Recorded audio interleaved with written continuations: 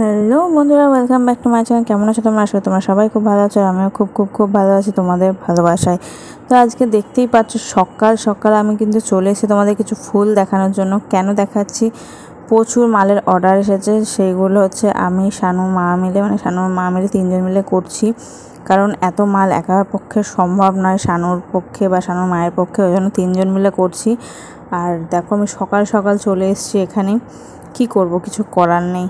তো যাই হোক, তারপরে একেবারে বিকেলবেলা চলে এলাম মুকুন্দনগর ঘাট যাওয়ার জন্য। হ্যাঁ, আমি আর শানু যাচ্ছি মুকুন্দনগর ঘাট। দেখতেই পাচ্ছ বিকেলবেলা বেরিয়েছে, আর বিকেলের দেখো সিনটা দারুণ দারুণ, মানে সূর্য অস্ত যাচ্ছে আর মেঘগুলো দেখো।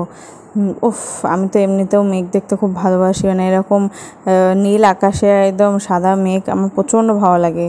তো সেটা দেখতে দেখতে শানুকে বলছিলাম যে দেখো শানু, মনে হচ্ছে যে এরকম মেঘের দেশে চলে যায়। বলছে চলে যা, অসুবিধা কী আছে। তো দেখো রাস্তাটা উফ ফাটাফাটি লাগছে, দুপাশে সবুজে সবুজ আর মিডিল দিয়ে রাস্তা।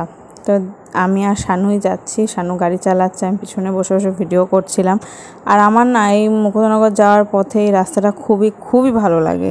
মানে এটা হচ্ছে পায়রাডাঙ্গার যে মোড়টা থেকে এগিয়ে যেটা মুকুন্দনগর ঘাটের দিকে যাচ্ছে, সেই রাস্তাটা আমার ভীষণ ভালো লাগে। আর এরকম সূর্য অস্ত যাচ্ছে, সেটা দেখার মজা তো আরও বেশি ভালো লাগে, কি বলবো। তারপরে দেখি গিয়ে এক জায়গায় এত বিচ্ছিরি পাটের গন্ধ বেরোচ্ছিলো। তারপরে দেখলাম যে আর কি পাট সবাই জলে দিয়ে রেখেছে।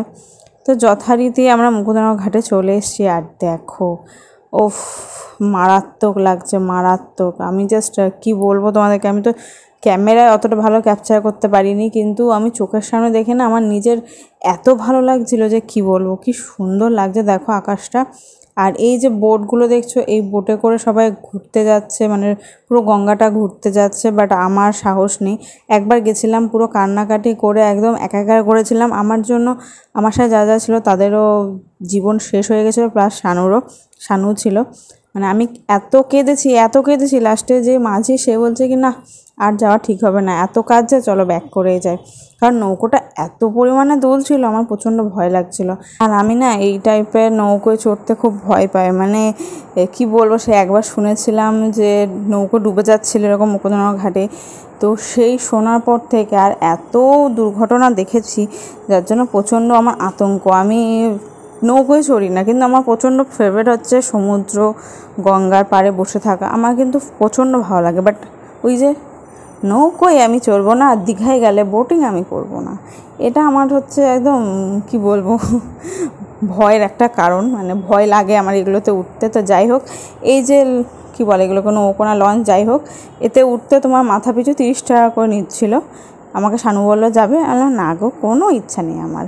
তো দেখো, তারপরে আমরা ছবি তুলছিলাম, শানু এত সুন্দর কটা ছবি তুলেছে যে কি বলবো তোমাদেরকে। সূর্য অস্ত যাচ্ছে, তার এত সুন্দর ছবি তুলেছে, আমি তো দেখেই অবাক হয়ে গেছি। আমি যে তুমি তো একটা ডিএসএলআর নিয়ে মানে ফটোগ্রাফি শুরু করতে পারো। বলছে আমার শখ, কিন্তু কিছু করার নেই। এখন ডিএসএলআর কিনতে গেলে, তার লেন্স কিনতে গেলে প্রচুর টাকা, অত টাকা কোথায় পাবো এখন? সত্যি এখন অতগুলো টাকা পাওয়া সম্ভব না। তো যাই হোক, যেই কাজের জন্য এসেছি সেই কাজটা করে নিই। তো দেখো, এখানে আমরা একটা 10 লিটারের ঢক নিয়ে এসেছিলাম, আর একটা নিয়ে এসেছিলাম 5 লিটারের, কারণ আমার শাশুড়িরও জল শেষ হয়ে গেছিলো।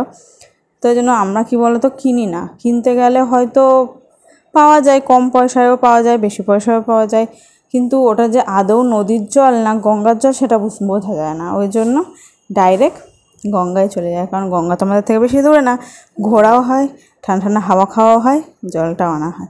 তো দেখো সামনে ওখানে জল ভরছে, আর এই যারা একটা বোট চলে যাচ্ছে সবাইকে ঘোরানোর জন্য। এখানে প্রচুর মানুষ ঘুরতে যায়, প্রচুর মানুষ বোটে চড়ে ঘুরতে যায়। আমার বাবা হয় না, আমার প্রচণ্ড ভয় লাগে। তো যাই হোক, জল নেওয়া হয়ে গেছে, তারপরে এলাম একটু চা খেতে। আর এই মন্দির দুটো না নতুন তৈরি হয়েছে মুকুন্দনগর ঘাটে, একদম মানে পুরনো যে মন্দির, সেই মন্দিরে আসার আগেই এটা পড়ছে। মানে ভীষণ সুন্দর লাগছে রাতে, বিশ্বাস করে। এমনি সাদা মন্দির, তার মধ্যে এত সুন্দর লাইটিং করা। আর দেখো এই ঢপ দুটো এখন আমাকে বাইকে করে বসিয়ে নিয়ে যেতে হবে, কি বলবো। তো যাই হোক, এত সুন্দর লাগছে, একটা শিব ঠাকুরের মন্দির, একটা হচ্ছে বাবা লোকনাথের মন্দির। বিশ্বাস করবে না, রাতের বেলা রাতেও না, সন্ধেবেলা এত সুন্দর লাগছে। আর দেখো আকাশের যে মেঘটা, সেটাও দারুণ লাগছে।